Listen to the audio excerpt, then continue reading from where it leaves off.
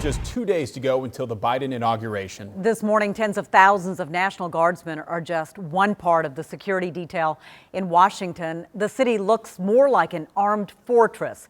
Barbed wire and barricades around all over. At least 25,000 troops are in Washington. That's more than in Afghanistan, Iraq, and Syria combined. Capital cities from coast to coast have tightened security. Many were empty over the weekend, but armed protesters showed up in several cities, including Austin, Texas, and Lansing, Michigan. They did remain peaceful. Here in Georgia, National Guard troops have surrounded the Gold Dome. And CBS 46's Rebecca Schramm is live there this morning. Rebecca, that building always has a ton of security, but it's hard to imagine it's anything like what we're seeing right now. Yeah, and you know what, Rob, it really is eerie when you see those armored vehicles patrolling the grounds of the state capitol. It's hard to see in the dark now, but we noticed at shift change we could see them moving there beyond the construction zone where they happen to be installing a new security fence. This show of force might be why very little happened over the weekend in the way of protests.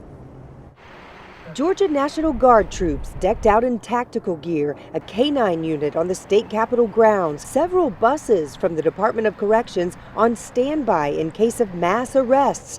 All that and just two young men upset about the election showed up Sunday with a message for those protecting the building. They should definitely be careful and understand that they work for the people and only the people. And they shouldn't be doing like this. They shouldn't be working with the state like this. A small group of Black Lives Matter protesters showed up as well. They too taunted the Guard soldiers and state troopers.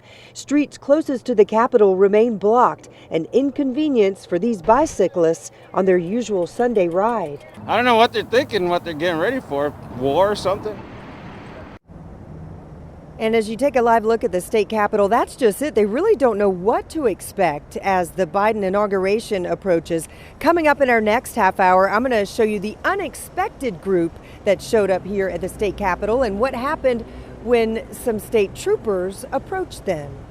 Live in Atlanta, Rebecca Schramm, CBS 46 News. Rebecca, thanks so much for that. Also